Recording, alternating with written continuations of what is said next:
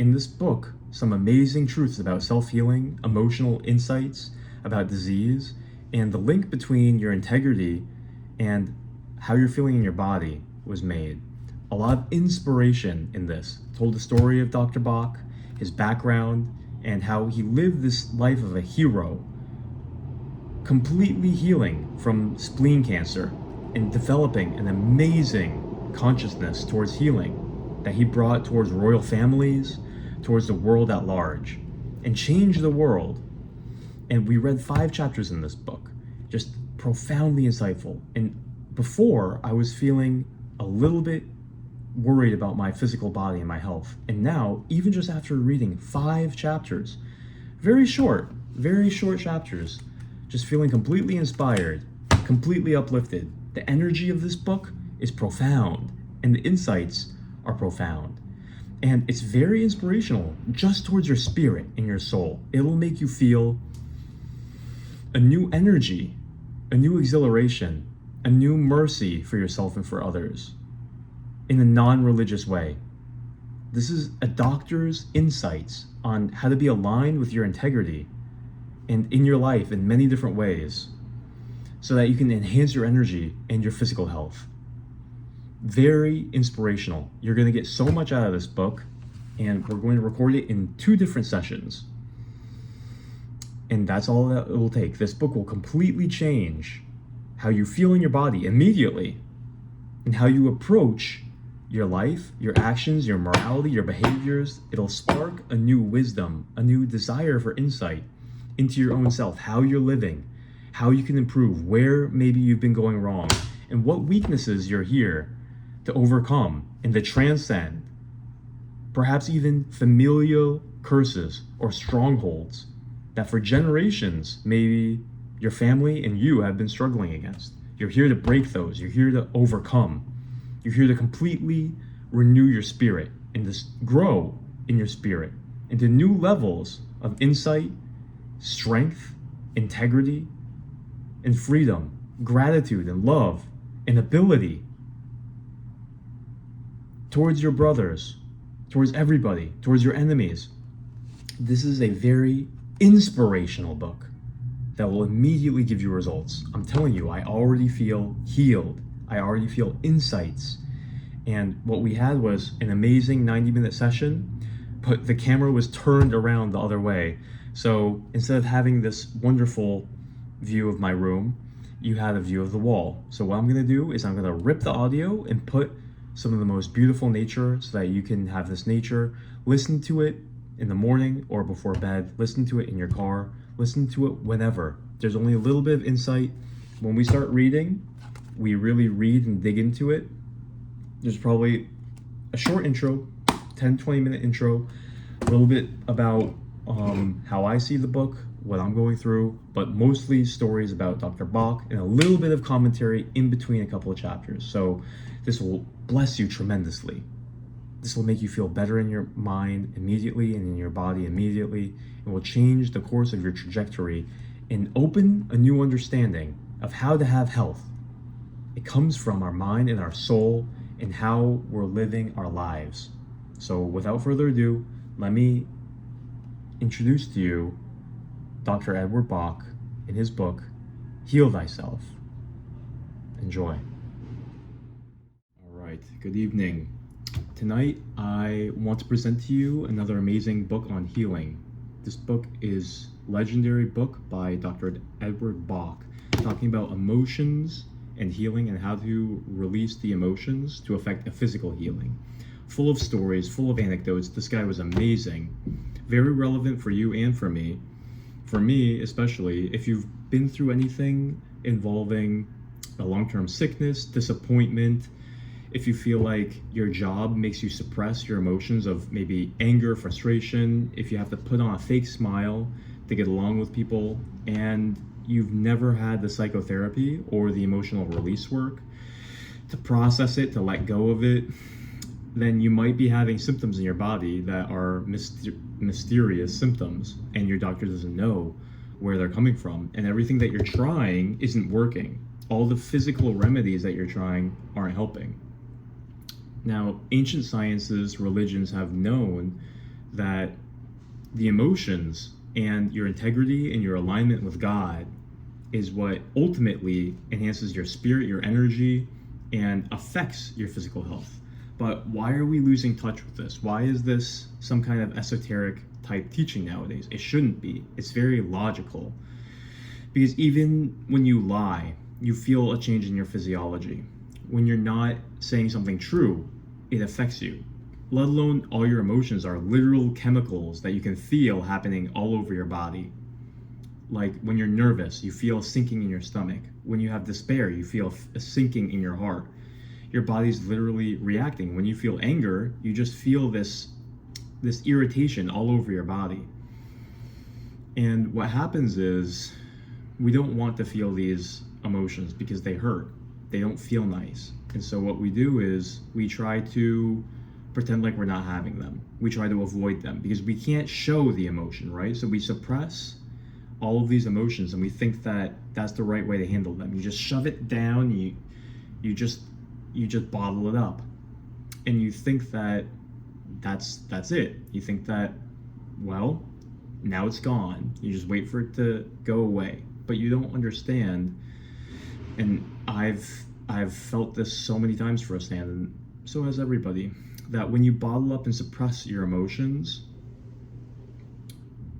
you'll find that your thoughts and your emotions and your fantasies will get worse and worse and worse in proportion to how much you've bottled up. So if you're constantly bottling up and shoving down and pretending like you're not feeling sadness or loneliness, then you'll find all of a sudden it'll try to jump back on you at random points during a day. And you'll find you either have to suppress it or hide from it. Just play happy music. Just smoke some weed. Just drink some alcohol. Just distract me. I have to get distracted. That's why people can't meditate, because when they're just by themselves, they feel the emotional load and the emotional trauma that they've felt. And the more you've been shoving down, the more it is. And so I've felt this. Religion really indoctrinates people in their mind that they shouldn't be feeling certain emotions, and so does work. And anytime you just feel like it's inappropriate to actually express how you actually feel, and you shove the emotion down, or you hide from it, or you medicate it with food, overeating, sex, porn, distraction, that's when your emotions are actually building up on the inside, contributing to your declining emotional health, your increased emotional tension on the inside, whether it's boredom, whether it's low self-esteem, whether it's guilt or shame, or whether it's feelings of unworthiness or hatred, hating life. I mean, I personally felt so many negative emotions when I was going through this illness of long COVID, mold illness, chronic fatigue syndrome, vaccine injury, because I lost everything in my life. I was alone for 14 months, just bored in bed, lost my ability to exercise, lost everything in my life that brought me joy. And so I felt tons of negative emotions. And what did I try to do with it? I tried to hide from it with my iPhone. I tried to shove it down with pornography. And I did feel some of it, but it was so horrible that now I'm in a place where I've regained a lot of conscious positivity, but I'm still eradicating those seeds that were planted of negative emotions. You see, your brain gets rewired by these negative emotions that you feel. And so it'll take some time to weed it out of your subconscious, to weed out those philosophies that your emotions garnered. So I had a lot of philosophies that came out of that really bad physical and emotional state that I'm still rewiring in my brain. I'm still incinerating the seeds of karma in my brain and in my body. So I'm doing deep emotional release work. And there's also this book on Edward Bach, how to use natural remedies in nature to actually affect physical and mental healing, emotional healing. So let me tell you about Dr. Bach. So Dr. Bach was a British physician, and he was a surgeon, and he developed vaccines. Very genius guy. He was revered in his profession. But what he found was, in working with a lot of his patients, is that a lot of physical remedies wouldn't actually get to the root of what he saw in his patients, because he saw his patients dealing with a lot of emotional issues that were causing the physical issues. And all the drugs and the vaccines and really how medicine is practiced nowadays wasn't helping a lot of his patients. And he intuitively knew this. And in his medical job, they didn't appreciate how he was trying to give them psychological counsel or any kind of spiritual counsel. So he found himself at a crossroad, a spiritual crossroad. And he decided he wanted to research this more and more and more, because he didn't feel right just leaving people in their sickness, just giving them drugs. And so what he did was he quit his job as a surgeon and a drug researcher. And what he did was he went out into nature. For years, he went out into nature. He was living in nature. He would oftentimes sleep outside in a tent. And he wandered all over Europe. It's like a beautiful anime story. And what he did was he would research different plants and herbs. And he would research on himself and with people that he came across. He was a very charming, influential person with a great spirit. And he started practicing this natural form of healthcare and herbalism. And what he found was he was able to find remedies in nature, from flowers, from herbs, that actually helped people solve emotional problems. Because what he found was, when he went into nature, especially through prairies and forests, among mountains, among prairies with vast arrays of flowers, he would take his friends and his patients there, and they would get immediate relief from so many of their disturbances, just returning to the grandiosity, the beauty, the splendor, the godliness of nature, the insurmountable, inarticulable beauty of nature. Just imagine open fields of flowers with a mountain in the background, with a lake and trees on the periphery, the smell of pine, the smell of all the nature in the pine. And this is before they had Wi-Fi, this is before they had lights. And at night, the change in the weather, the coolness, the dew, the precipitation, and the scents of all the flowers combined, he found people got physical healing just from being in nature. And so he knew that there is something about nature, that the consciousness of all these living beings is so healing and so happy. And that's what we feel when we're looking at this beauty and smelling this beauty and being surrounded by this energy. You know, energy is a very blanket term, but what science is now finding is that even trees are constantly secreting hormones, pheromones, and chemicals that is antagonistic against harmful bacteria and fungus, and beneficial towards life-promoting friends. And guess what? We are included in those friends. And so that's why the Japanese coined the term forest bathing, and how Chinese medicine men, they make their clients go out into nature and to bathe among the forest, because it's exuding chemicals that are very helpful to your cells, to your brain, to everything about your immune system. You know, their chemicals are such complex chemistry, and our body is such complex biochemistry. But beyond the test tube, nature knows, and nature is exuding magic, just wonderful magic. Even just the thought that I just gave you, smelling the flowers and all the grasses, with an image of a mountain with an ice cap, all the flowers and the trees, the animals, with the sun shining on your bare skin. You smell the pine, you smell the trees, you smell the flowers. Even just imagining it is healthy for you. And so Bach formulated a healing system based on his practice in nature. And he helped millions of people. And he actually even helped royal family members. He was a celebrity. He was a god of natural healing. And all of his teachings survive until today for good reason. And so what we're going to do is read one of the most classic books that he wrote called Heal Thyself. And it's going to talk about a little bit of his story and his philosophy towards healing and health. And this is a revolution that we need in America, because the allopathic system of going to the doctor and just getting drugs, almost everybody now knows that it's a racket.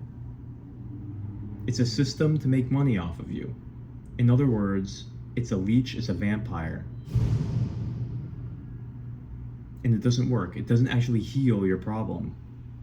It's not meant to heal your problem. It's meant to make you a customer, a recurring bill, so that they can get rich. Because nature is cheap and free.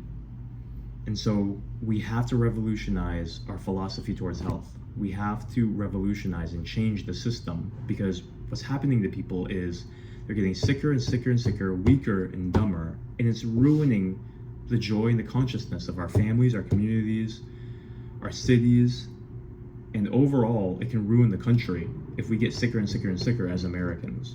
It will destroy our economy. It will destroy our philosophy and corrode our spiritual ability to perceive and contribute.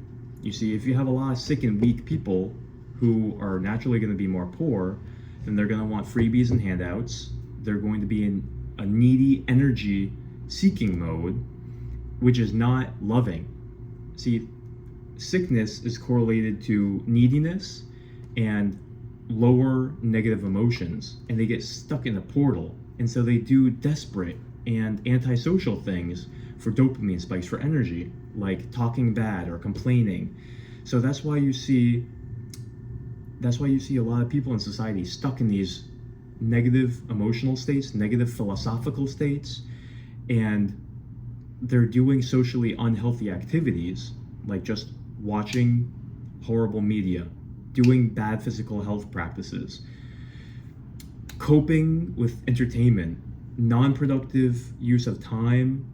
And so that just corrodes our culture, that corrodes our families.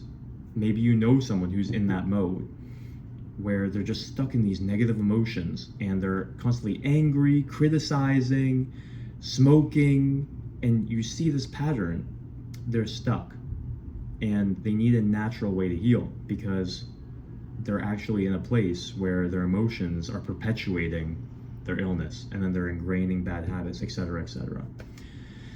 So when we have a healthier culture, coming from healthier healing philosophy, healthier mental approaches, healthier physical approaches, the basics, then we have healthier people and a better culture. And even, really good people, sometimes you just hit a hard place in your life. You get some weird illness, you get some weird divorce, some weird drama in your life. We all need help with our emotions, and so we need emotional education. That's why I want to go into this kind of education.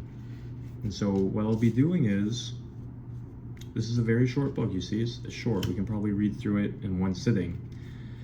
And what I'll do is, I'll also create a summary and action steps. But without further ado, let's go ahead and just jump right into Heal Thyself by Dr. Edward Bach. Forward. Dr. Bach is well known for his genuine mix of humble spirituality and down-to-earth understanding, and his simple philosophy has been a source of great inspiration and comfort to many people. Heal Thyself has aroused much interest, which in turn has prompted certain questions about particular aspects of the book. In the final paragraph, we are urged to unite with that great band of the White Brotherhood. Some people have expressed concern that this was a racist remark. we would like to make it absolutely clear that the use of the term had nothing whatsoever to do with skin color, race, or religion. Dr. Bach found every form of racism abhorrent. Quite simply, he used the word white to mean something of light, bright, clean, and fresh in origin. And he regarded everyone of like mind as being part of a common band or brotherhood. In chapter 3, Bach directly links physical symptoms to negative emotions. However, it's important to note that he wrote Heal Thyself at the very beginning of his own discoveries. He later abandoned the idea that physical afflictions were a guide to underlying emotions, as clearly expressed in the 12 healers and other remedies.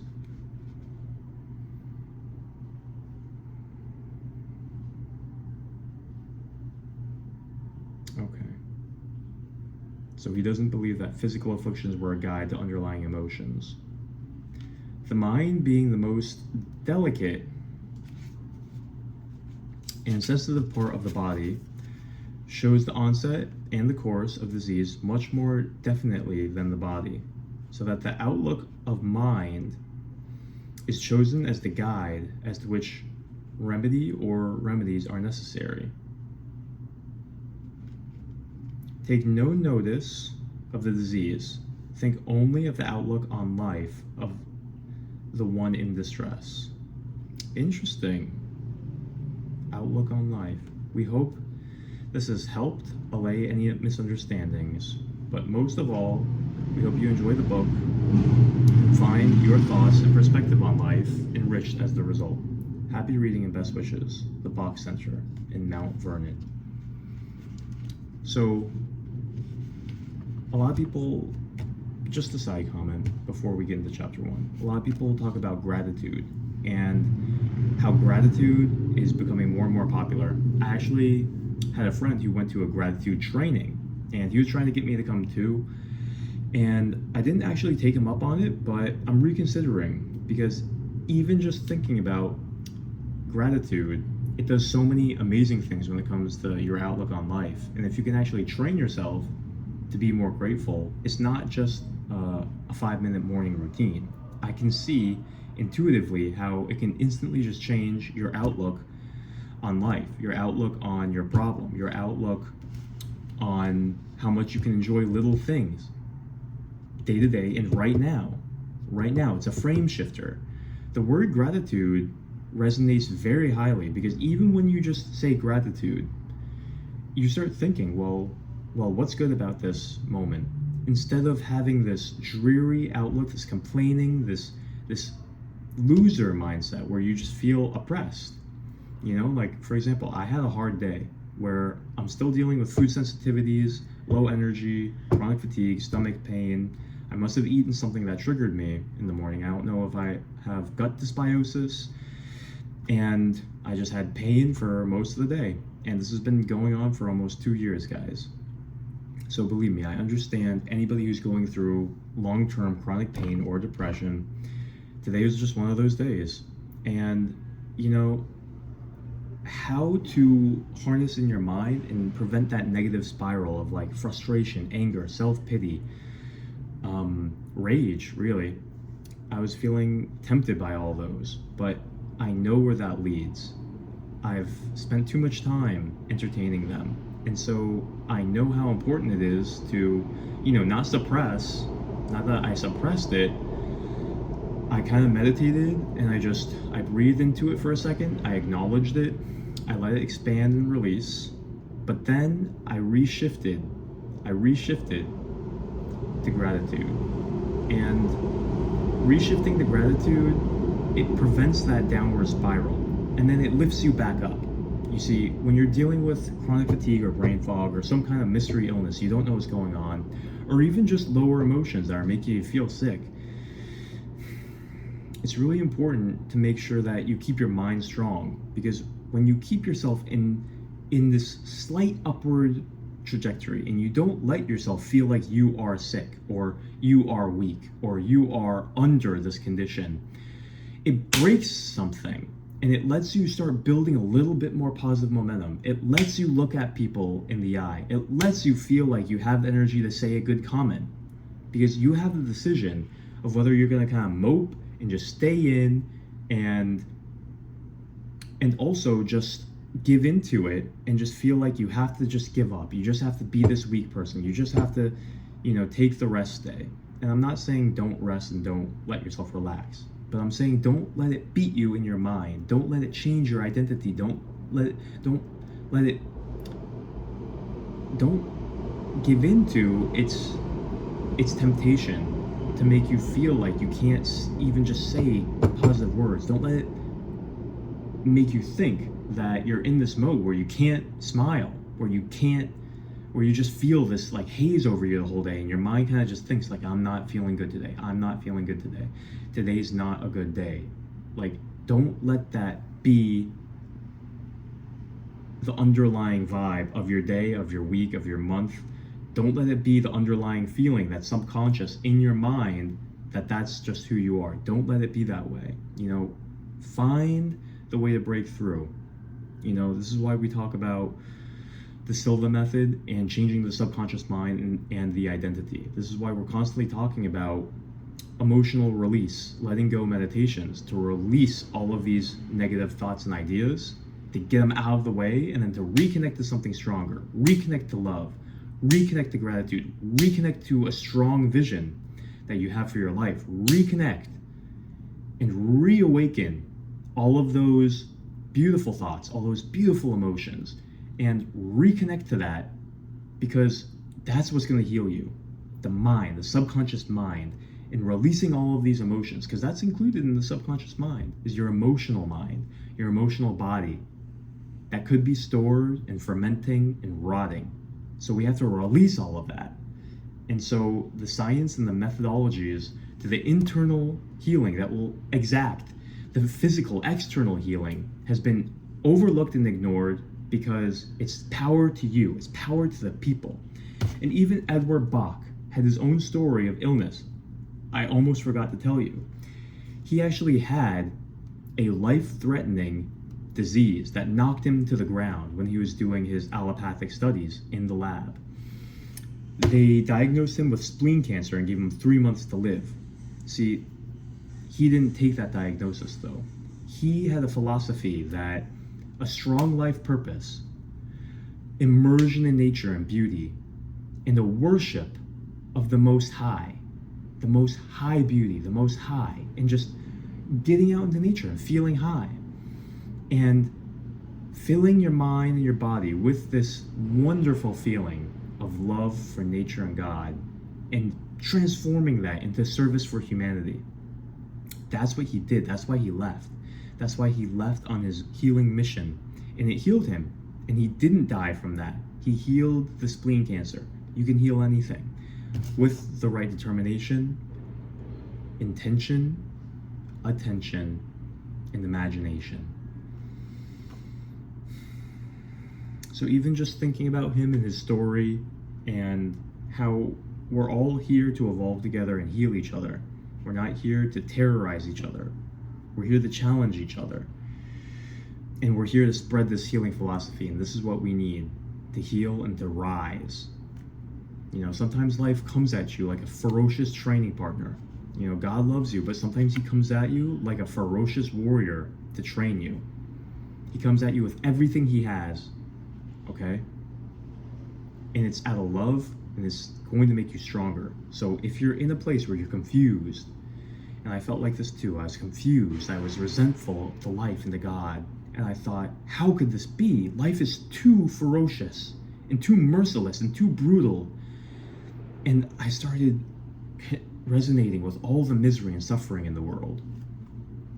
And I drew a philosophy of resentment and hatred towards the world, and towards this world, and towards life, because it just seemed like this is a miserable place, filled with either people who are elite and strong, or you're weak and miserable. And I was thinking of all the horrible disease and wretches who are suffering in the world like me. Well, not now, but back then I was. And I don't see the world like that anymore. I see it as a very profoundly intense training partner. It can seem like it's just too brutal in the moment. It's too brutal. when the training partner is wrestling you and it has your face down on the mat and is just brutally just nudging and slamming and dragging your face in the dirt among the rocks, and it's just saying, get up. Can you get up? Can you get up from this? You know, sometimes the training partner is nice. You have a nice little shadow boxing sesh. Sometimes, you know, you just go out with your training partner and you grab a drink. Sometimes life is easy like that. But sometimes life can be that bastard training partner who is literally just going to obliterate you and put you in that chokehold and just not pass you out. Sometimes it's going to be that boxing training partner who's just hitting you in the gut. Boom, boom, boom, boom, in the face. And you just think, oh my God. And he says, it's on. This is not just a boxing match. Man up or die. That's sometimes how hard life comes at you. Whether that's God, whether that's Satan.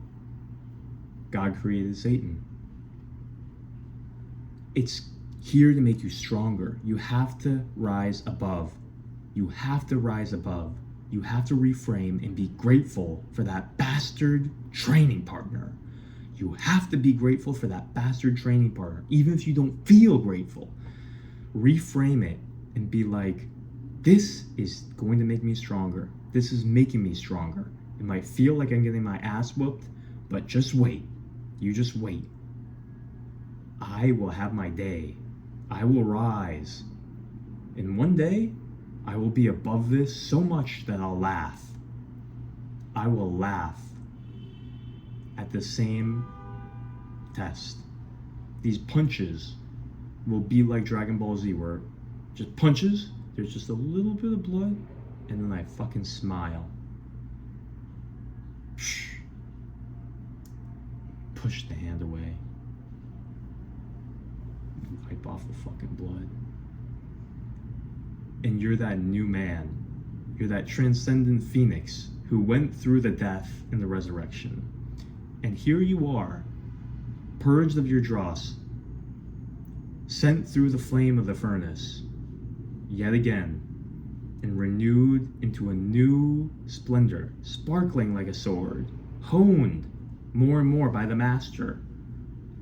And you will be new and more battle-tested. Sometimes that's a blessing in disguise. You might not feel like it now if you're in the furnace, but just take heart. Take heart that this is temporary. And like the Apostle Paul said, any persecution, pain, suffering, compared to the glory that's going to be revealed in you, cannot even be compared. Feel the pain that you're feeling now, the turmoil and the suffering.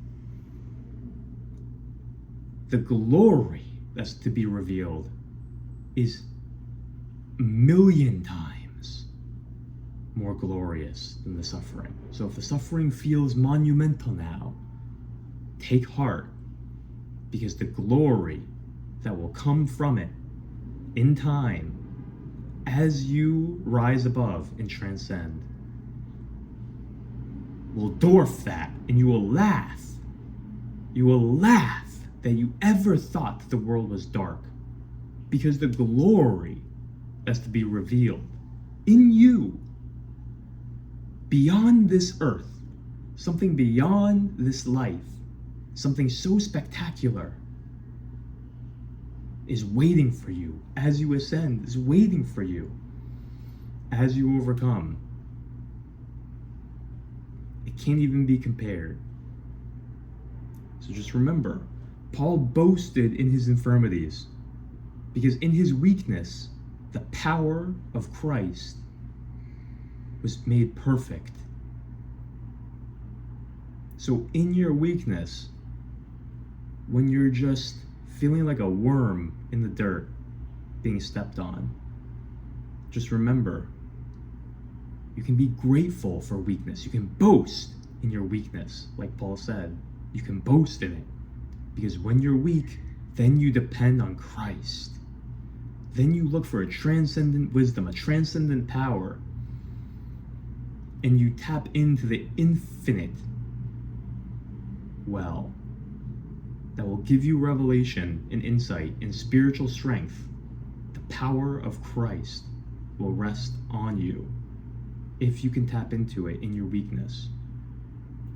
So that's my prayer, that we can imbibe that together, that you can take strength in your weakness, that you can use the power of gratitude to be grateful for all the challenges that you're going through, to be grateful for the illness, to be grateful for the thorn in your flesh, to be grateful for the persecution and the relationship challenges, to be grateful for your addictions, to be grateful for your divorce, to be grateful for your breakups.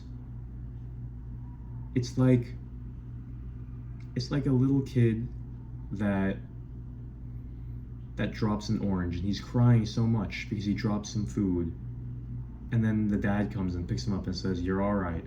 That's all that's happening right now. We're crying so much because we feel like we lost our health, we lost our job, we lost our relationship, we lost our house, we lost our ability to exercise. You know what? God himself, Christ himself, can pick you up. He's your father, you're his son. And you know what he's saying? My grace is sufficient for you. My power is made perfect in your weakness. You're going to be okay. All right? That's the power of gratitude. Chapter 1. It's not the object of this book to suggest that the art of healing is unnecessary. Far be from it any such intention, but it is humbly hoped that it will be a guide to those who suffer to seek within themselves the real origin of their maladies, so that they may assist themselves in their own healing. Moreover, it's hoped that it may stimulate those, both in the medical profession and in religious orders, who have the welfare of humanity at heart, to redouble their efforts in seeking the relief of human suffering, and so hasten that day when the victory over disease will be complete. The main reason for the failure of modern medical science is that it is dealing with results and not causes. For many centuries, the real nature of disease has been marked by materialism, and thus disease itself has been given every opportunity of extending its ravages, since it has not been attacked at its origin. The situation is like to an enemy strongly fortified in the hills, continually waging guerrilla warfare in the country around, while the people, ignoring the fortified garrison, content themselves with repairing the damaged houses and burying the dead, which are the results of the raids of the marauders. So generally speaking, it is the situation in medicine today. Nothing more than the patching up of those attacked and the burying of those who are slain, without a thought being given to the real stronghold. Disease will never be cured or eradicated by present materialistic methods, for the simple reason that disease in its origin is not material. What we know as disease is an ultimate result produced in the body, the end product of deep and long-acting forces, and even if material treatment alone is apparently successful, this is nothing more than a temporary relief unless the real cause has been removed.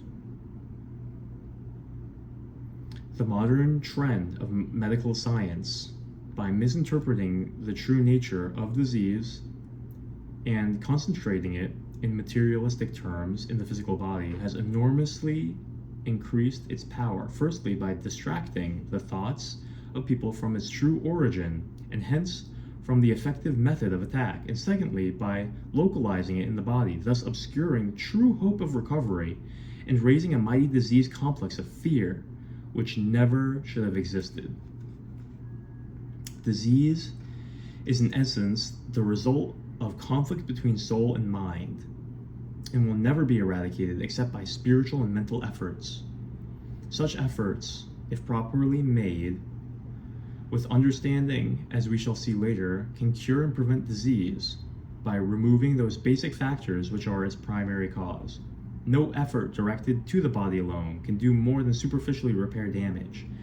And in this, there is no cure, since the cause is still operative and may at any moment again demonstrate its presence in another form. In fact, in many cases, apparent recovery is harmful, since it hides from the patient the true cause of his trouble.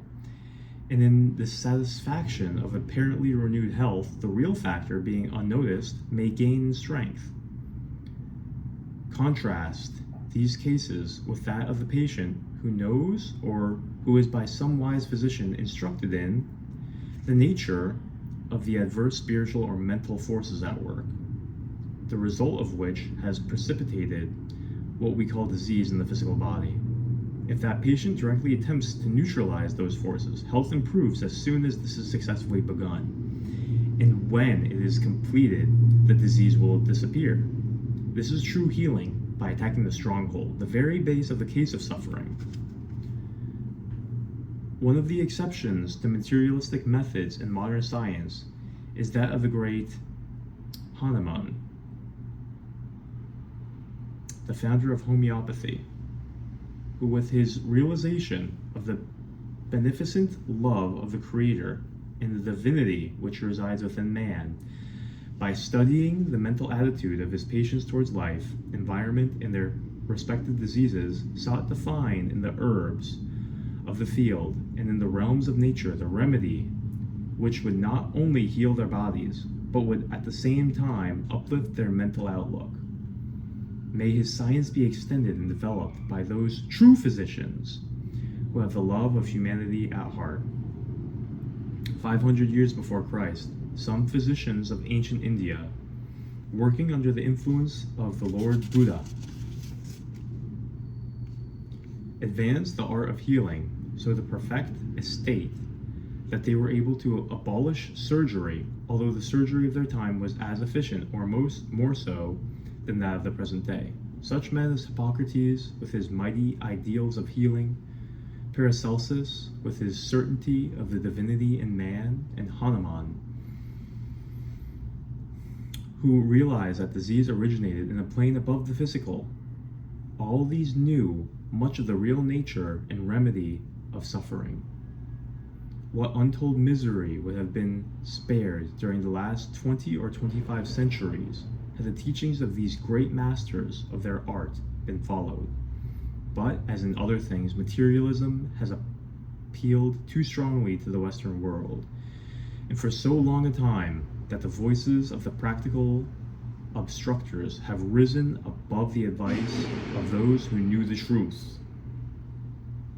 Let it be briefly stated that disease, though apparently so cruel, is in itself beneficent and for our good, and if rightly interpreted, it will guide us to our essential faults.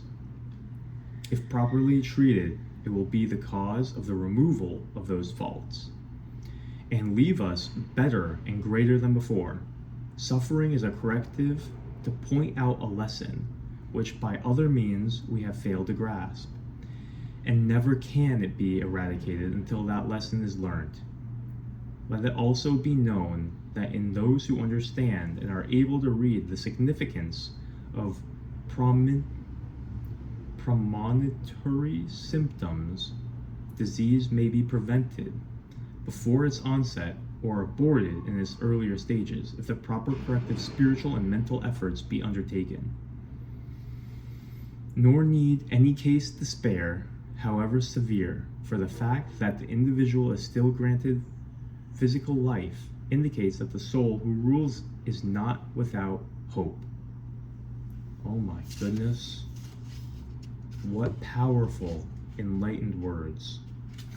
You can just feel the love and the hope springing forth, shining, burning forward. Chapter 2. To understand the nature of disease, certain fundamental truths have to be acknowledged.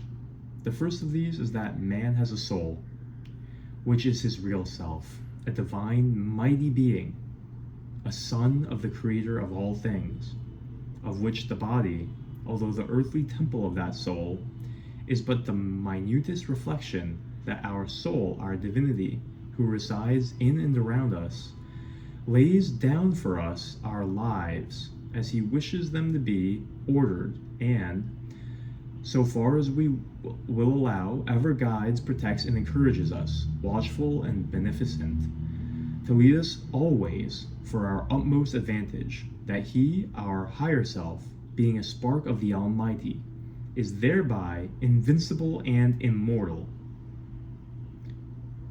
It's good to be reminded of that, huh?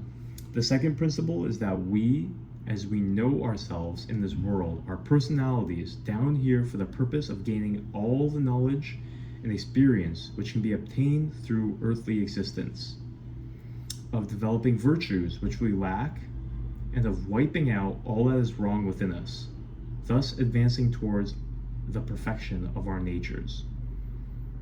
The soul knows what environment and what circumstances will best enable us to do this, and hence he places us in that branch of life most suited for that object.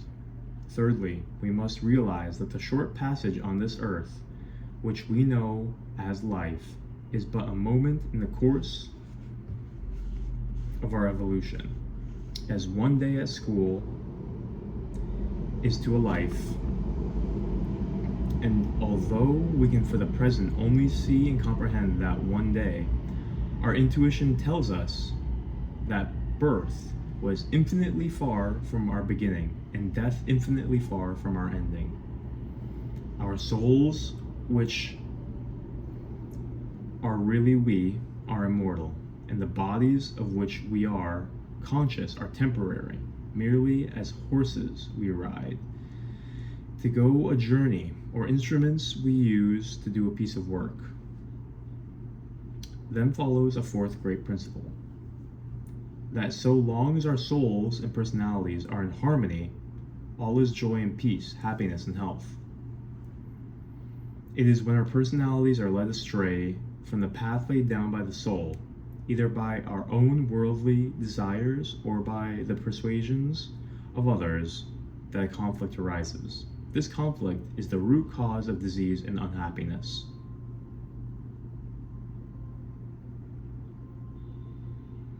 No matter what our work in the world, bootblack or monarch, landlord or peasant, rich or poor, so long as we do that particular work according to the dictates of the soul, all is well, and we can further rest assured that in whatever station of life we are placed, princely or lowly, it contains the lessons and experiences necessary at the moment for our evolution, and gives us the best advantage for the development of ourselves.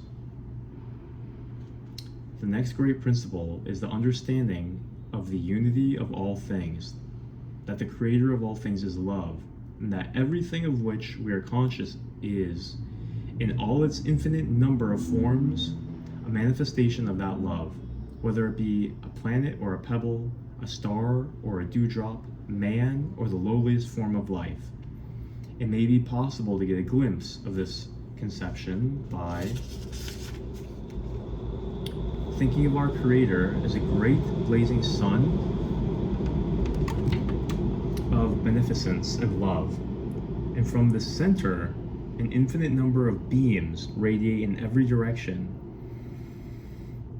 and that we, in all of which we are conscious, are particles at the end of those beams, sent out to gain experience and knowledge, but ultimately to return to the great center.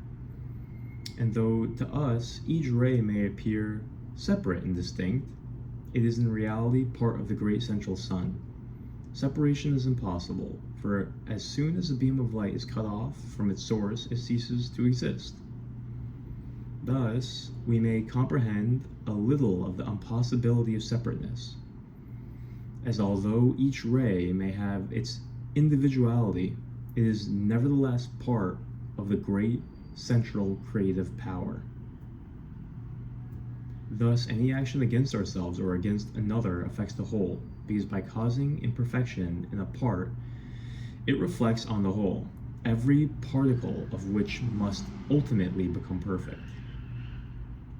So we see there are two great possible fundamental errors: dissociation between our souls and our personalities, and cruelty or wrong to others, for this is a sin against unity. So separating yourself from integrity and perfection, and then doing wrong to others. Either of these brings conflict, which leads to disease. An understanding of where we are making an error, which is so often not realized by us, in an earnest endeavor to correct the fault, will lead not only to a life of joy and peace, but also to health. Disease is in itself beneficent and has for its objective the bringing back of the personality to the divine will of the soul. Wow. And thus we can see that it is both preventable and avoidable. Since if we could only realize for ourselves the mistakes we are making and correct those by spiritual and mental means, there could be no need for the severe lessons of suffering. Every opportunity is given us by the divine power to mend our ways, before, as a last resort, pain and suffering have to be applied. It may not be the errors of this life, this day at school, which we are combating, and although we in our physical minds may not be conscious of the reason of our suffering, which made us appear cruel and without reason, yet our souls, which are us, know the full purpose and are guiding us to our best advantage. Nevertheless, understanding and correction of our errors would shorten our illness and bring us back to health. Knowledge of the soul's purpose and acquiescence in that knowledge means the relief of earthly suffering and distress, and leaves us free to develop our evolution in joy and happiness. There are two great errors. First, to fail to honor and obey the dictates of our soul, and second, to act against unity. On account of the former, be ever reluctant to judge others, because what is right for one is wrong for another. The merchant whose work is to build up a big trade, not only to his own advantage, but also to that of all those whom he may employ, thereby gaining knowledge of efficiency and control and developing the virtues associated with each, must of necessity use different qualities and different virtues from those of a nurse, sacrificing her life in the care of the sick. And yet both, if obeying the dictates of their souls, are rightly learning those qualities necessary for their evolution. It is obeying the commands of our soul, our higher self, which we learn through conscious instinct and intuition, that matters.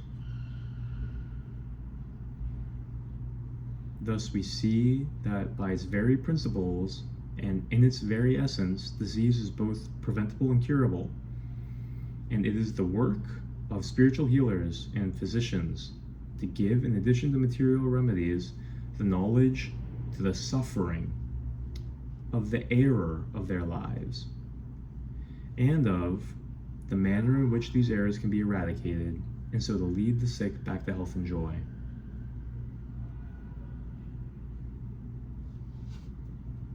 Chapter 3.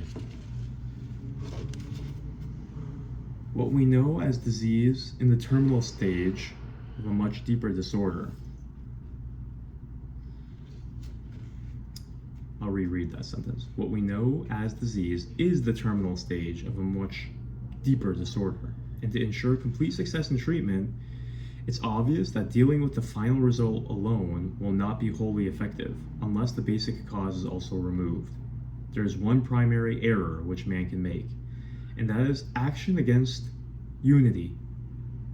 This originates in self-love. So also, we may say that there is but one primary affliction, discomfort or disease. And as action against unity may be divided into various types, so also may disease, the result of these actions, be separated into main groups corresponded to their causes. The very nature of an illness will be a useful guide to assisting in discovering the type of action which is being taken against the divine law of love and unity. So this is what the intro was talking about, is that he revoked these statements.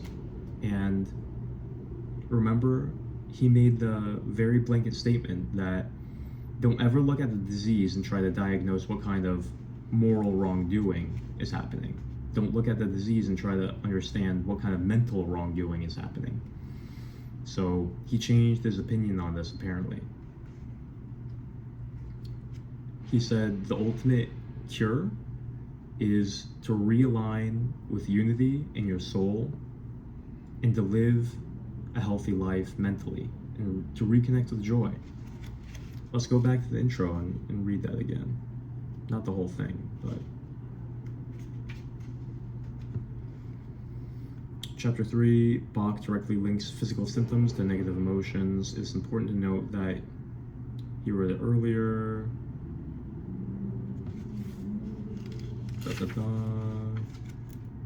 Take no notice of the disease. Think only of the outlook on life of the one in distress.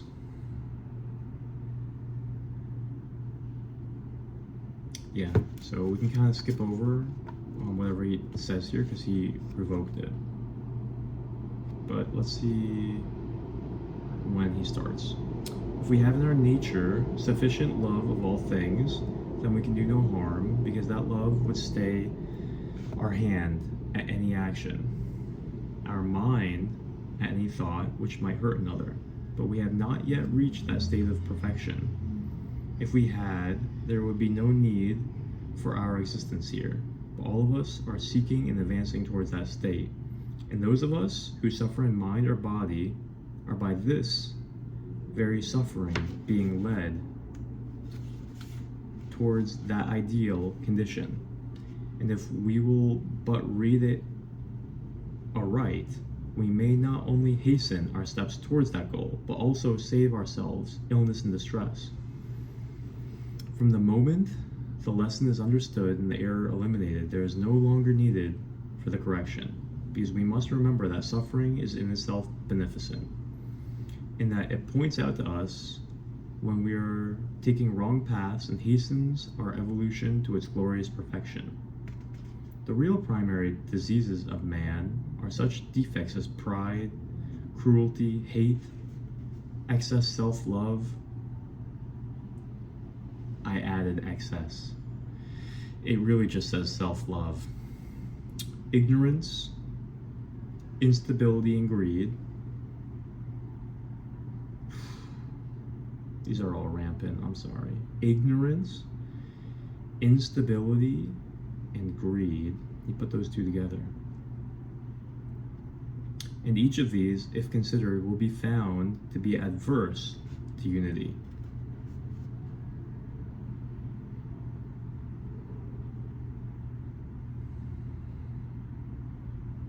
Such defects as these are the real diseases, using the word in the modern sense, and it is a continuation and persistence in such defects after we have reached that stage of development when we know them to be wrong, which precipitates in the body the injurious results, which we know as illness. Pride is due firstly to the lack of recognition of the smallness of the personality and its utter dependence on the soul, and that all the success it may have or not are not of itself, but are blessings bestowed by the divinity within. Secondly, the loss of the sense of proportion, of the minuteness of one amidst the scheme of creation. As pride invariably refuses to bend with humility and resignation to the will of the great Creator, it commits actions contrary to that will. Cruelty is a denial of the unity of all, and a failure to understand that any action adverse to another is in opposition to the whole, and hence an action against unity. No man would practice its injurious effects against those near and dear to him. And by the law of unity, we have to grow until we understand that everyone, as being part of a whole, must become near and dear to us. Until even those who persecute us call up only feelings of love and sympathy. Hate is the opposite of love, the reverse of the law of creation. It is contrary to the whole divine scheme and is a denial of the Creator. It leads only to such actions and thoughts which are adverse to unity, and the opposite of those which would be dictated by love. Self-love, again, is a denial of unity and the duty we owe to our brother men by putting the interests of ourselves before the good of humanity and the care and protection of those immediately around us. So good. Ignorance is the failure to learn, the refusal to see truth when the opportunity is offered. It leads to many wrong acts, such as can only exist in darkness and are not possible when the light of truth and knowledge is around us. Instability, indecision, and weakness of purpose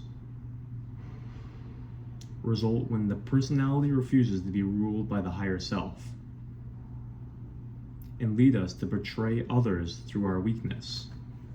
Such a condition would not be possible had we within us the knowledge of our unconquerable, invincible divinity, which is in reality ourselves.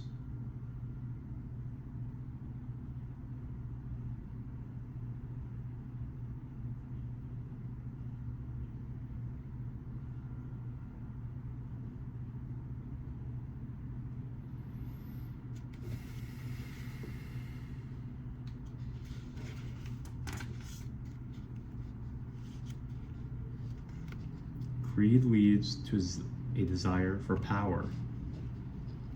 It is a denial of the freedom and individuality of every soul.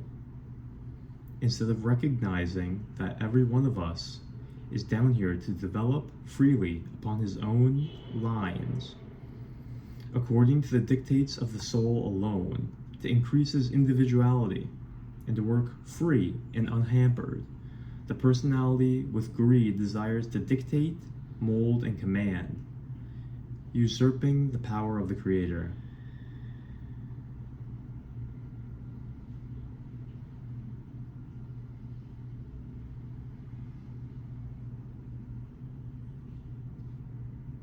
Such are examples of real disease, the origin and basis of all our suffering and distress.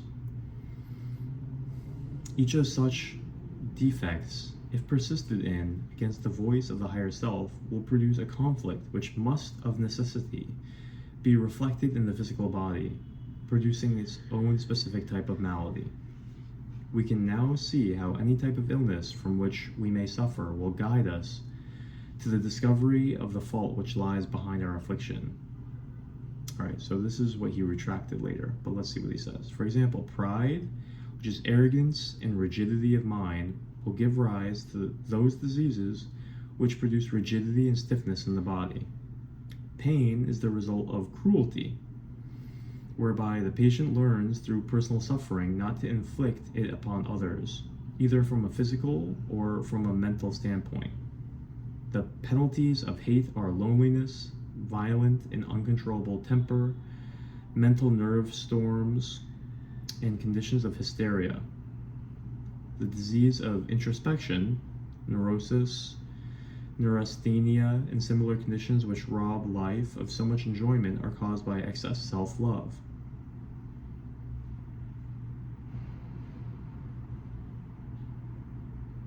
Ignorance and lack of wisdom bring their own difficulties in everyday life, and in addition should be a persistence in refusing to see truth when the opportunity has been given. Short-sightedness and impairment of vision and hearing are the natural consequences.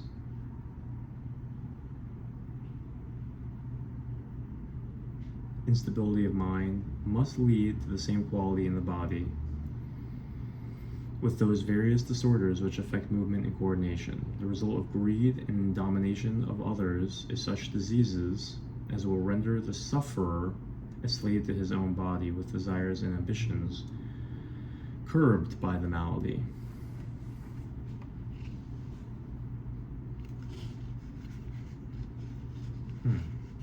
Moreover, the very part of the body affected is no accident, but is in accordance with the law of cause and effect, and again will be a guide to help us. For example, the heart, the fountain of life, and hence of love, is attacked when especially the love side of the nature towards humanity is not developed or is wrongly used. A hand affected denotes failure or wrong in action. The brain, being the center of control, if afflicted, indicates lack of control in the personality. Such must follow as the law lays down.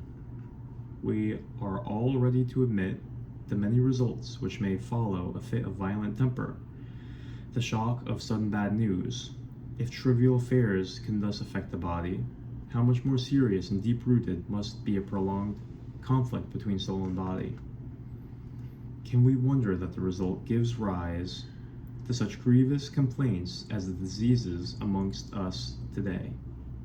But yet, there is no cause for depression. The prevention and cure of disease can be found by discovering the wrong within ourselves and eradicating this fault by the earnest development of the virtue which will destroy it, not by fighting the wrong, but by bringing in such a flood of its opposite virtue that it will be swept from our natures.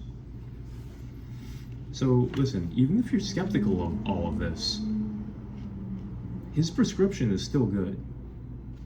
Who can be against sharpening your soul and going after virtue and sharpening virtue? This is what the ancient Greeks constantly talked about, is just get virtue, get virtue, get virtue, know thyself, gain wisdom, gain virtue. And so all of the echoed wisdom of the masters, like Jesus, don't judge others. Everybody's on their path, and what they're doing is according to their life path.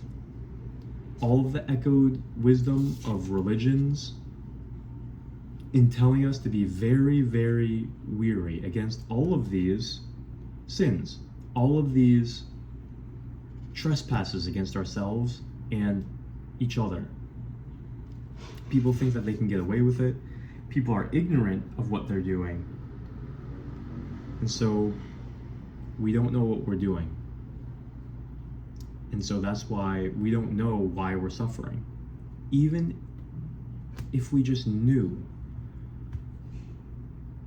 what our weaknesses were, where our virtues were, why we're suffering, would just be such a revelation. It seems very basic, but the level of our ignorance is actually quite shocking. Some people don't even know what emotions they're feeling when they're feeling it, let alone having knowledge of your subconscious mind, what kind of seeds of emotions you've been planting, what kind of mistakes you've been making.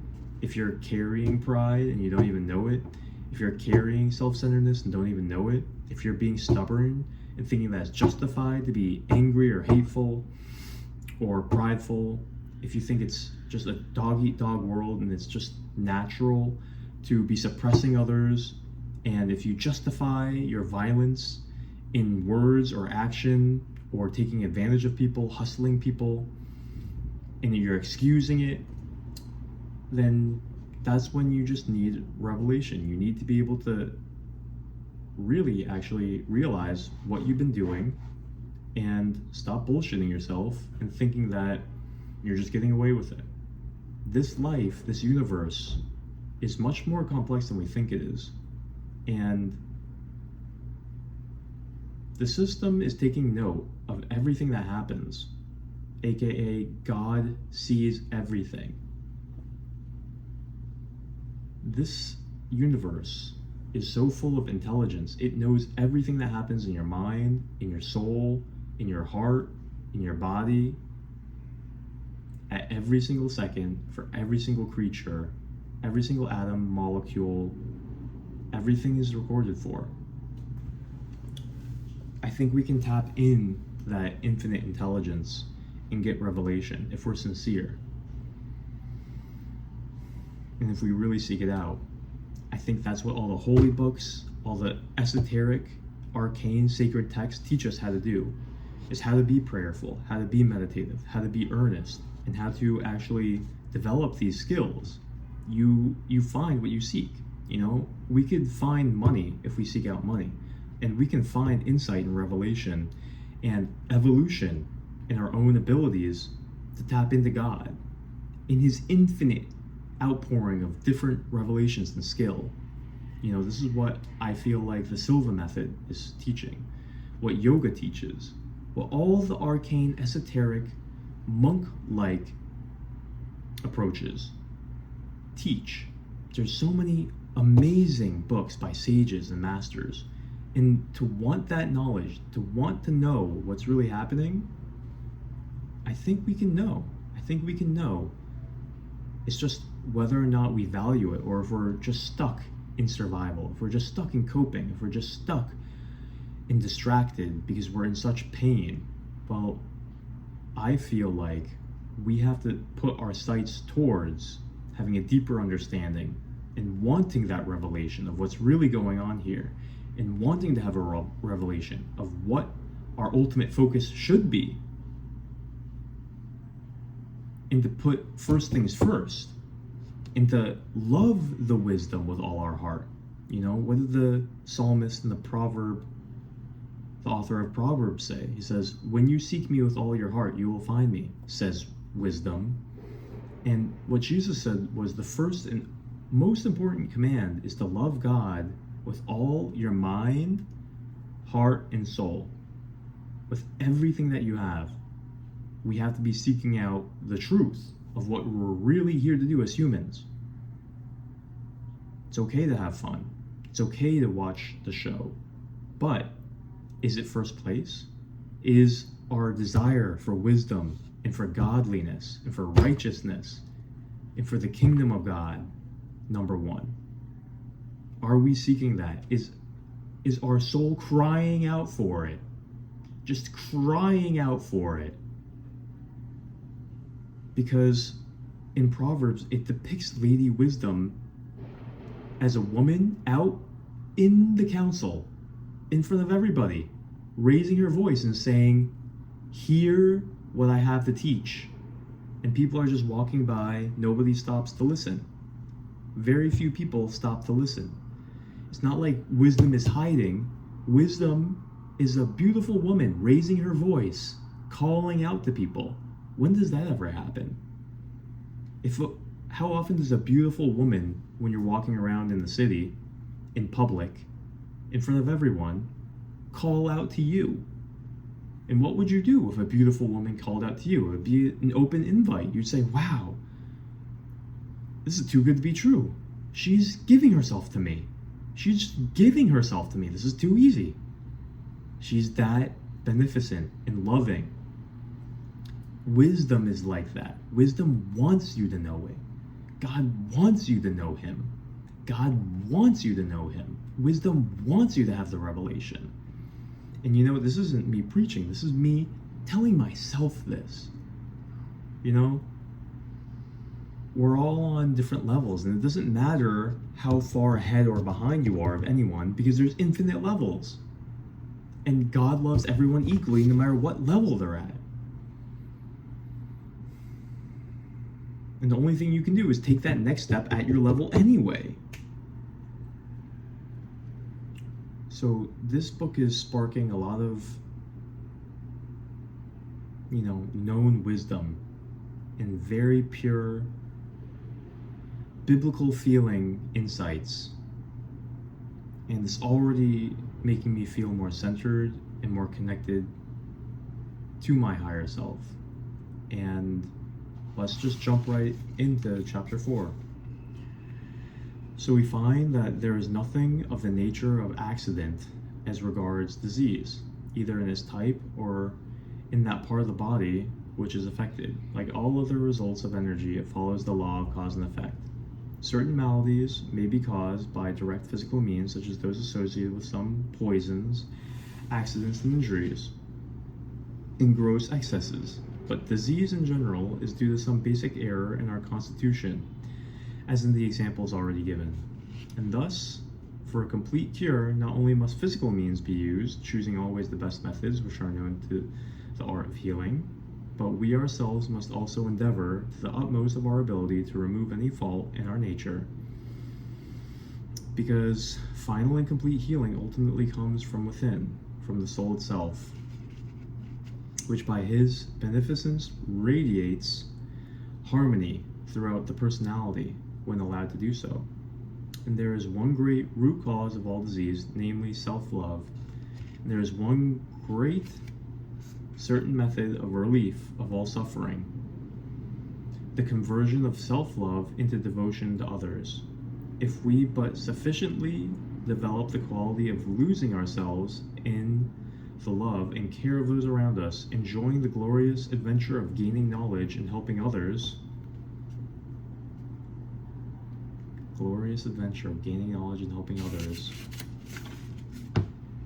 our personal griefs and sufferings rapidly come to an end. You know, Jesus, just as a side note, Jesus said, love others as you love yourself. So he's kind of just already taking it as a given that you love yourself. He didn't say don't love yourself. He said love others as you love yourself. So if you don't love yourself, Jesus actually told you to love yourself and to love others as you love yourself. He just kind of assumed you love yourself. A lot of people actually have hatred for themselves. You know, low self-regard, and the way that they think and talk to themselves on the inside is actually very hateful, because if a friend was talking to you like you talk to yourself, you wouldn't think that he loves you. You would think that he's a jerk, to be honest. So self-love is important, but as Jesus said, love others as you love yourself. So there has to be a equalization of the love there.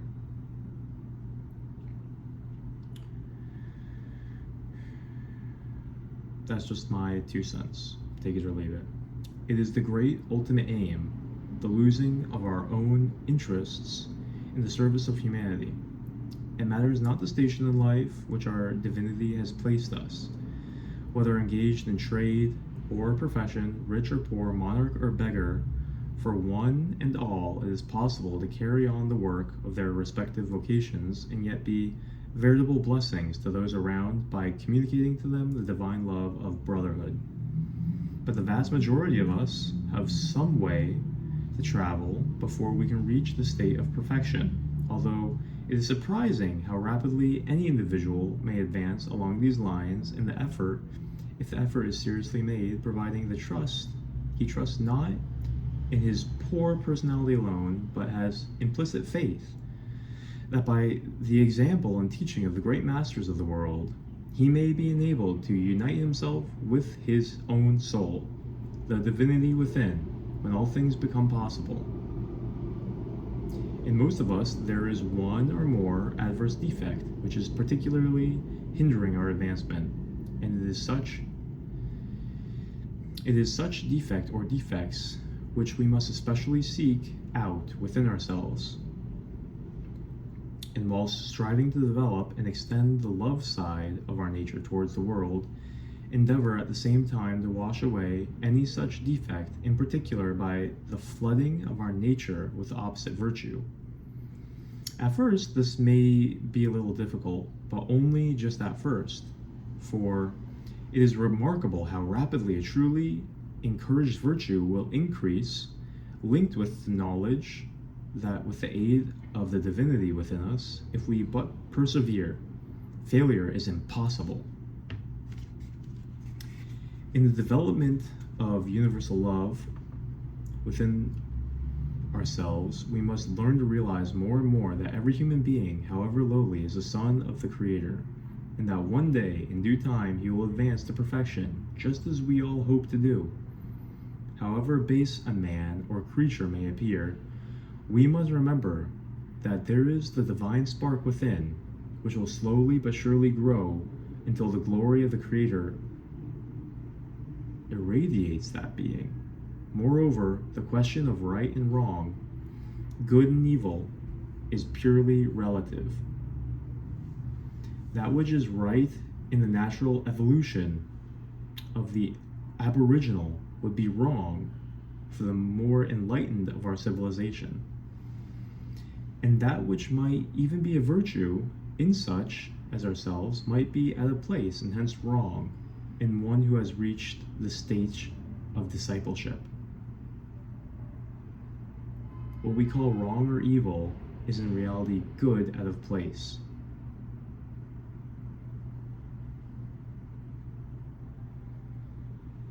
And hence is purely relative. Let us remember also that our standard of idealism, again, is relative.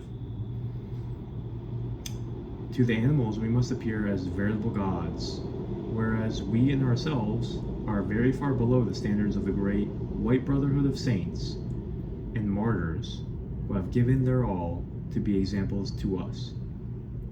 Hence, we must have compassion and sympathy for the lowliest, for whilst we may consider ourselves as having advanced far above their level, we are in ourselves minute indeed, and have yet a long journey before us to reach the standard of our older brothers, whose light shines throughout the world in every age. If pride assails us, let us try to realize that our personalities are in themselves as nothing unable to do any good work or acceptable service, or to resist the powers of darkness, unless assisted by that light which is from above, the light of our soul.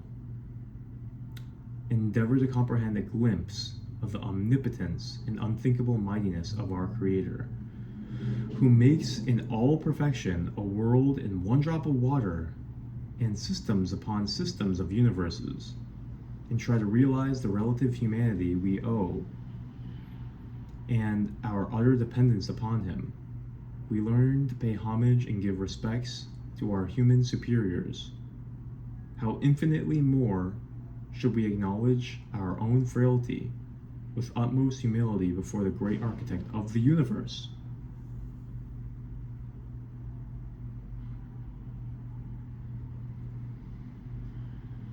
If cruelty or hate bar our way to progress, let us remember that love is the foundation of creation, that in every living soul there is some good, and that in the best of us there is some bad. By seeking the good in others, even in those who at first offend us, we shall learn to develop, if nothing more, some sympathy and a hope that they will see better ways. Then it follows that the desire will arise to help them to that uplift. The ultimate conquest of all will be through love and gentleness, and when we have sufficiently developed these two qualities, nothing will be able to assail us, since we shall ever have compassion and not offer resistance. For again, by the same law of cause and effect, it is resistance which damages. Our object in life is to follow the dictates of our higher self, undeterred by the influence of others, and this can only be achieved if we gently go our own way, but at the same time never interfere with the personality of another, or cause the least harm by any method or cruelty or hate. We must strive to learn love of others, beginning perhaps with one individual or even an animal, and let this love develop and extend over a wider and wider range until its opposing defects will automatically disappear. Love begets love as hate does hate. The cure of self-love is effected by the turning outwards to others of the care and attention which we are devoting to ourselves, becoming so engrossed in the welfare that we forget ourselves in that endeavor. As one great order of brotherhood expresses it, to seek the solace of our own distress by extending relief and consolation to our fellow creatures in the hour of their affliction, And there is no sure way of curing self-love and the disorders which follow it than by such a method. Instability can be eradicated by the development of self-determination, by making up the mind and doing things with definiteness instead of wavering and hovering. Even if at first we may sometimes make errors, it were better to act than to let opportunities pass for the want of decision.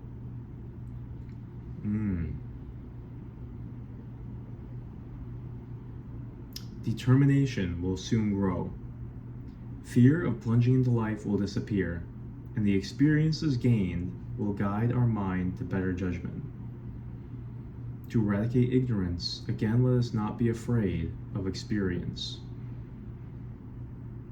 but with mind awake and with eyes and ears wide open, take in every particle of knowledge which may be obtained.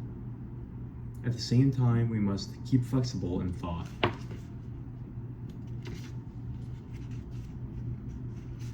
Lest preconceived ideas and former convictions rob us of the opportunity of gaining fresh and wider knowledge, we should be ever ready to expand the mind and to disregard any idea, however firmly rooted, if under wider experience a greater truth shows itself.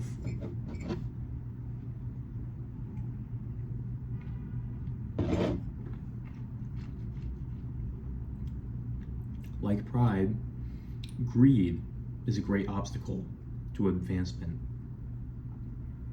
and both of these must be ruthlessly washed away. The results of greed are serious indeed, but it leads us to interfere with the soul development of our fellow men. We must realize that every being is here to develop his own evolution according to the dictates of his soul, and his soul alone, and that none of us must do anything but encourage our brother in that development. We must help him to hope and, if in our power, increase his knowledge and worldly opportunities to gain his advancement, just as we would wish others to help us up the steep and difficult mountain path of life. So let us be ever ready to lend a helping hand and give the experience of our wider knowledge to a weaker or younger brother. Such should be the attitude of parent to child, master to man, or comrade to comrade, giving care, love, and protection as far as may be needed and beneficial, yet never for one moment interfering with the natural evolution of the personality, as this must be dictated by the soul. Many of us in our childhood and earlier life are much nearer to our own soul than we are in later years, and have then clearer ideas of our work in life, the endeavors we are expected to make, and the character we are required to develop. The reason for this is that the materialism and circumstances of our age and the personalities with whom we associate lead us away from the voice of our higher self and bind us firmly to the commonplace with its lack of ideals, all too evident in this civilization. Let the parent, the master, and the comrade ever strive to encourage the growth of the higher self within those over whom they have the wonderful privilege and opportunity to exert their influence, but let them ever allow freedom to others as they hope to have freedom given to them. So in a similar way, may we seek out any faults in our constitution and wash them out by developing the opposing virtue, thus removing from our nature the cause of the conflict between soul and personality, which is the primary basic cause of disease. Such action alone, if the patient has faith and strength, will bring relief, health, and joy, and in those not so strong, will materially assist the work of the earthly physician in bringing about the same result. We must earnestly learn to develop individuality according to the disease of our own soul, to fear no man, and to see that no one interferes with or dissuades us from the development of our evolution. the fulfillment of our duty and the rendering of help to our fellow men, remembering that the further we advance, the greater blessing we become to those around. Especially must we be on guard in the giving of help to other people, no matter whom they may be, to be certain that the desire to help comes from the dictates of the inner self and is not a false sense of duty imposed by the suggestion of persuasion of a more dominant personality. One tragedy resulting from modern convention is of such a type, and it is impossible to calculate the thousands of hindered lives, the myriads of missed opportunities, the sorrow and the suffering so caused, the countless number of children who from a sense of duty have perhaps for years waited upon an invalid when the only malady the parent has known has been the greed of attention. Think of the armies of men and women who have been prevented from doing perhaps some great and useful work for humanity because their personality has been captured by some one individual from whom they have not had the courage to win freedom.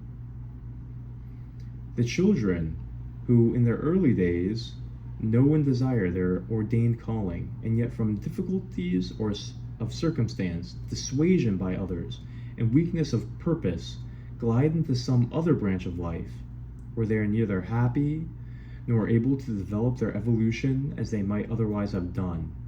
It is the dictates of our conscience alone which can tell us whether our duty lies with one or many, how and whom we should serve.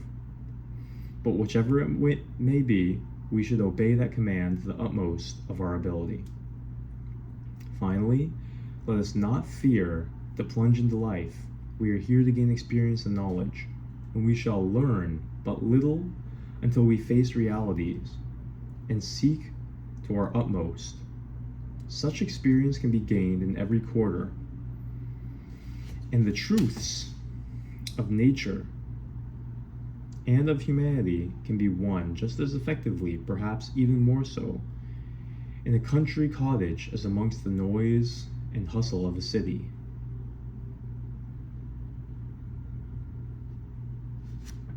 How interesting, huh? We're going to end it there. We are on chapter 5. Probably only take us 30 more minutes to read this, maybe an hour. Probably more like an hour. But we will finish Bach, Heal Thyself, in part 2.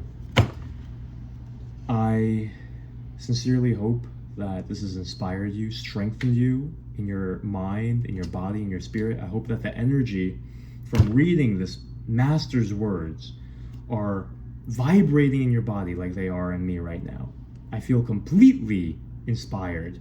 You know, I came into this session feeling okay because I came back from rollerblading and having some good nature. But before that, I was just feeling a little bit off. And sometimes life just does that to you, but you re-energize by incepting the words and the consciousness of other great men. Look at them. Into your mind. And this call, he's calling us back to this virtue. And it's like we're reaching into our heart right now. We're sensing, how can I become a better character? How can I better my character? What virtue have I been lacking? And even as I just read, I was just feeling these convictions, like, be more pure-hearted in your interactions with the opposite sex. Be more honest.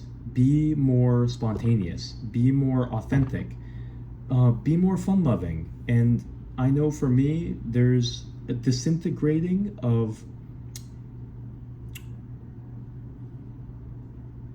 when you feel like the other is in the wrong, right? When you have a chip on your shoulder towards either somebody specific or a whole class of people, whether it's younger people or powerful men or powerful women or pretty men or pretty women or a type of person that just has hurt you in the past.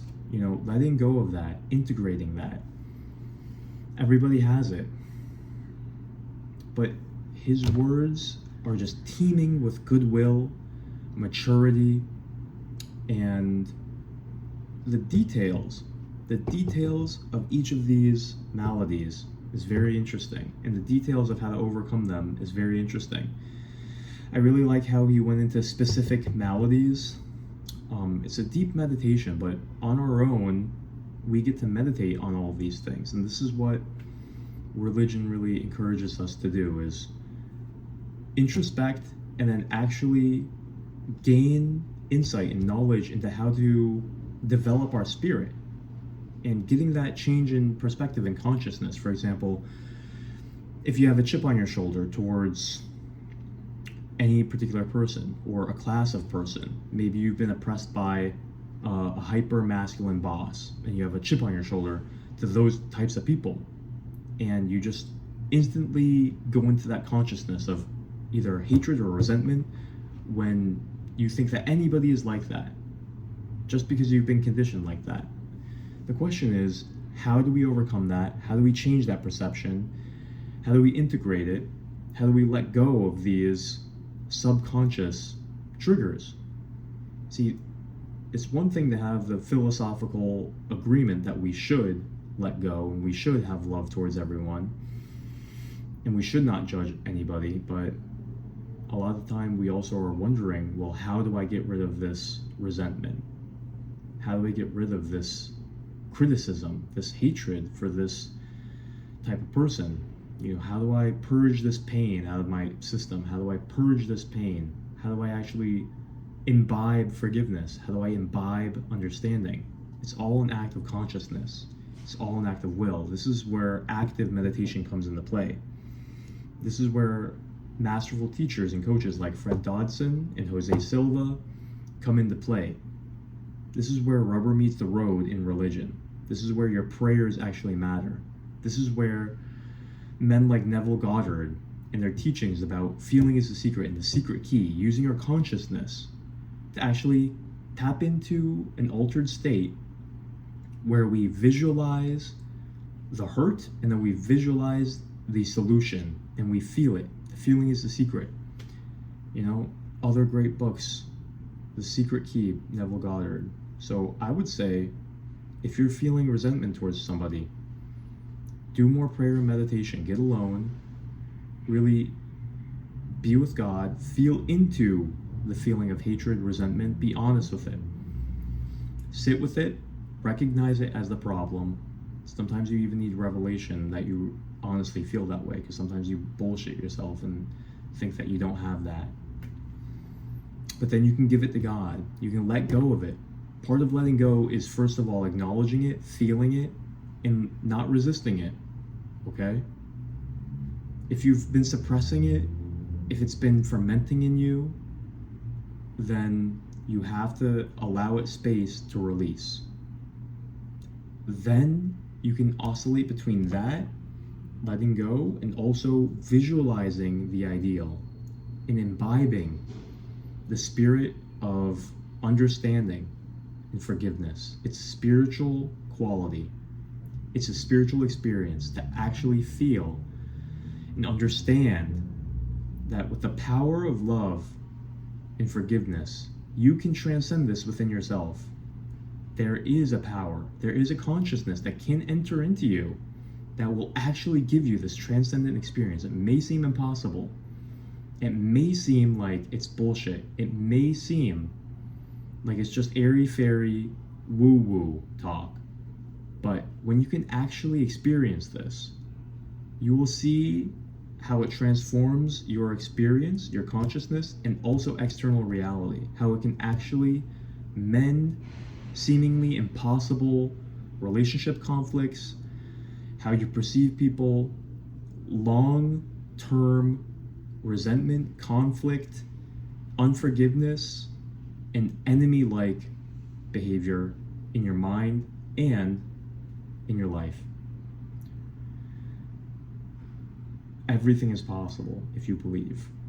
You have to believe in this. You have to believe in this consciousness that can imbibe into you. You have to believe in the power of the masters to give this to you, the power of God and your higher self to mold these into your consciousness. Believe right now that you are a glorious son of God that can overcome any problem. Nothing is impossible for you if you just have a little bit of faith and don't doubt it. You can obliterate any obstacle in your path with just a little bit of faith. Just don't doubt and put into practice these things. We're here to transcend all of our imperfections. It may seem like it's a lot, and it is, but at the same time, the glory that awaits, the virtue and the joy and the release and the freedom, the healing is much greater than the suffering of the disease. The glory to be revealed in you, the joy and the transcendence is so much greater than any suffering that you're feeling. Faith and belief is a very sacred element in this. You must believe in these virtues. You must believe and love these virtues and believe that you can have them. Believe that you can overcome. Believe that you can transcend. Believe that you can conquer. Lady Wisdom cries out. It's not hiding. It wants to be known. And right now, we're imbibing something wonderful, something that wins, something that heals, something that smiles, something that makes you light and like a child, something that purifies your perception so that you can be a child unstained by the suffering and conditioning of life, unstained by the wickedness of this world that makes your mind warped and twisted. See, that's why Christ talked about returning to the innocence of a child. I had this kid ride by me on his bike today when I was rollerblading. He just smiled, this pure, naive smile. You know, I could have been a murderer. He doesn't know, but he would smile at a murderer. He's completely ignorant. He's in a beautiful place of non-judgmentalism, and I admired the hell out of it.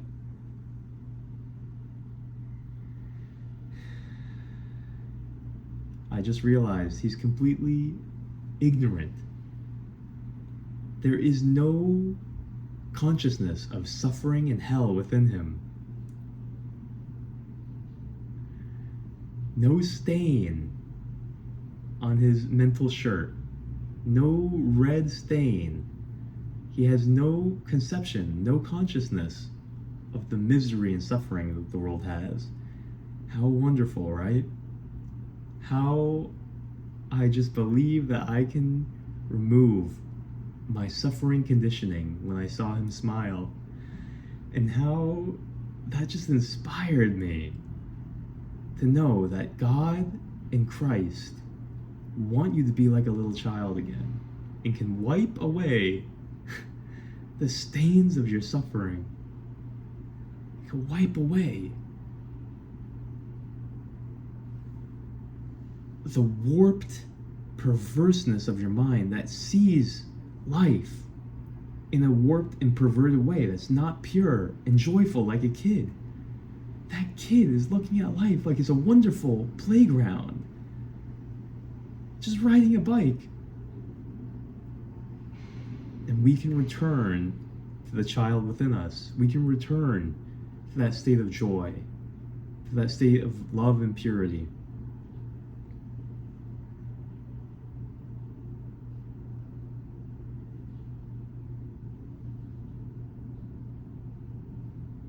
As wise as serpents, but as gentle as doves. It's possible. And so I'm feeling very encouraged. I'm actually feeling like my physical body is very strong and rested and relaxed. I actually have no anxiety about my physical body anymore. This whole day I was feeling some frustration and anxiety regarding what was going on. And something as simple as just unwinding with this book. How wonderful, isn't it? That's the power of our mind to heal. So, thanks for joining, and many thanks to Dr. Bach. You can just tell, such a transcendent personality.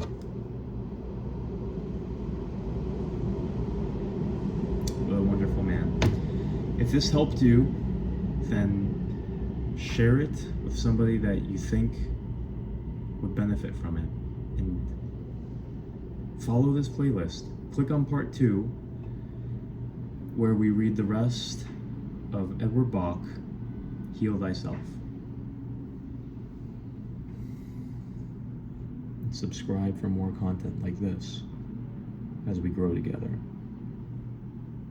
Thank you, and I love you. Be strong and be encouraged.